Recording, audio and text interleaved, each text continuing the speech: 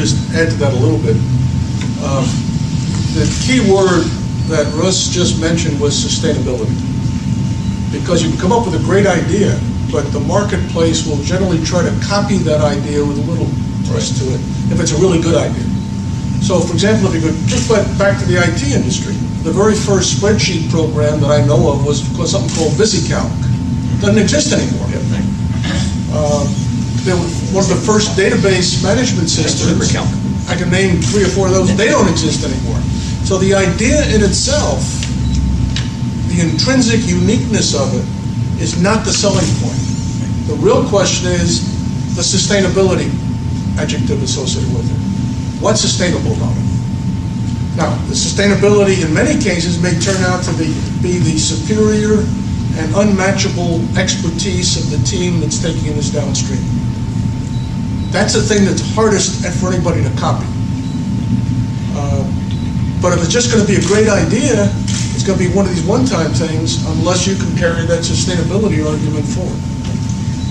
The first luggable computer, some of you are too young to remember, but the first Osborne was the guy that developed the first computer. Remember that to fit under an airplane seat? Osborne was a genius. The trouble was he had loose lips, and so he announced version 2. You remember that? When he had a warehouse full of version 1, and the company went bankrupt. Okay, and Compaq and IBM came out with their luggables, copying it. I have a theory that it's not first to market, which is what everyone likes to preach to get money. It's third to market. Okay, remember CompuServe, you know? And remember, all the internet companies, AOL was the third to market, and they're the ones that, well, almost succeeded. You know, it was VisiCalc, SuperCalc, and then Excel, you know, and it was the third to market. I think there's some kind of a rule of thumb, the Big Nichols Law, third to market. But Osborne just misspoke because he was a technical genius that had done that, and he went bankrupt. So you need to get it as far as you can get it without money. In Cleveland, there's a thing called Jumpstart, isn't it? All right. Talk to those people, and they will give you helpful ideas, free. I mean, before you're ready to pitch to get money or something, they'll talk to you about your business plan and what you need to do and where you need to go. There's a lot of free advice that any would-be entrepreneur can get before they quit their day job. And don't quit your day job. Sorry. Go ahead, please, and then Chris. Can anyone speak to the other side of, if you have the intellectual property side of it, what you need to have in line, or to students, because if they do have the idea or the product, what's on the intellectual property side before they would go to find money or anything else that's out there? It costs you $10,000 to $15,000 to get a patent, first of all, which is why most companies don't bother to protect their intellectual property. It's a big mistake in the IT world, and particularly the fast-moving cell phone world and stuff. You really need to get that capital to be able to do that. Go. You've done that. Okay. Right. If you have an idea, you think it's novel, you wanted to get a patent to protect it. If you're the student on the campus, depends. I don't want to get the legality of that. I think university does have a research department, and they may be able to help you to see whether. Of course, then you get into the ownership of the IP. You can be the co-share the IP, or you can. It depends how. I think that's a very tacky issue. Even today with university, the ownership of IP, faculty members, and all student members have any novel ideas wanted to be patented, and that's a patent of IP can be in the trade secret as well. You don't have to patent, and which is very expensive.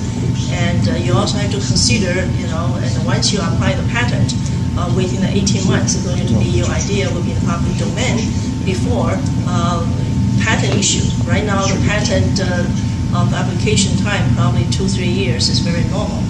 I gave a tutorial at the USA Patent and Trademark Office one time. I learned a lot during that visit, and I learned 2 things. One is that if you apply the patent nowadays, there's a very rare situation you can go get the patent in the first round. So you always have it's in the back, and then with all the issues on the claims. So that's one thing. I didn't know that's really the statistics. That's one thing. The other thing I learned, which is off the subject, but I just mentioned that because it impressed me very much at the time when I heard it. And the U.S. Patent Office and Patent and Trademark Office is the only government agency which is making money, general revenue. All the government agencies are profit center. Patent Office is the only one is a profit center. What about your Mint? I'm sorry. The Mint is making money. I never saw that. You can see how many inventions, 10 applications. I heard That's a fun. There's a related point that I'll make here too, and that is going back to this idea of the importance of a business model. If you have good intellectual property and you are able to protect it and so forth, you really have a choice. Do you want to set up a company to exploit it yourself, or do you want to sell it to somebody who would be maybe powerful in the marketing of that product or have the certain skills and take a royalty? I mean, those are just two different approaches to the same thing, but again, it's worth giving careful thought to how you want to proceed. Yeah, I might add that new ideas, great ideas are wonderful things, but some of the most successful patenters and people who came up with ideas and patented them were not individual patent entities. People think about Thomas Edison. Thomas Edison had a huge organization supporting him to turn ideas into practicality. And maybe one out of 8 or 9 or 10 became really highly profitable. So the idea itself is maybe not so as important as the question Russ brings up, how do you get it to market? And that gets back to the question usually of the team and the infrastructure you have to make it happen. Like water chairs is my biggest idea. Anybody got a water bed? Wouldn't a water chair be just along the same lines, right? You know? And you give the water chairs away. You have them made out of clear plastic, but you sell the liquid that fills them. So if you have a blue day, or an orange day, you know, or a red day, and they make all your money, giving away, you know, razor blades. You sell the razor blades, you give away the razors, right? You make all your money. No, I'm sorry. Somebody would sit I'll up. just give a comment. If anybody, I'm from Jumpstart, so if anybody has questions about Jumpstart, I can answer them over. Excellent. The glass of wine or something. Excellent. Very good. Carl, please. Just real quick, there's a cheapo way to do this. IP protection. Not formal, but cheapo, and it works. First of all, assuming you have no legal strings as a student, right? In other words, you haven't thought of it while you're working for an undergraduate advisor on a grant from somewhere, and it's really close. Assuming unless it's a completely independent idea and you're completely free and clear. But you're nervous about telling it to someone or even getting it scoped out unless you have some sort of protection. There's something called a provisional patent. It's $800, right. not $15,000. That's right. And it doesn't go public for 18 months after you issue.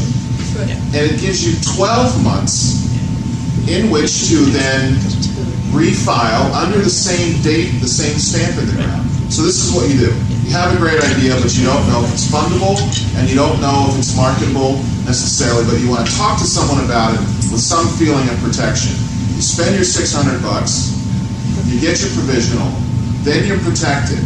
Then you go and you actually see if it's worth spending the $15,000 on. So it's a cheapo way, it gives you 12 months, and we've done it 6 times. Right on. Very good advice. Looking at the clock, we need to just think about winding the conversation down, but I would like to, I'm sorry? We have done innovation. Yeah, well, yeah, let's do a couple of things. Let's talk about innovation as a theme, and then maybe at the very end, for the benefit of faculty and students, what advice you might have about key things we should be teaching that we're not, and that's been alluded to a bit. So let's go on down the innovation path for a moment.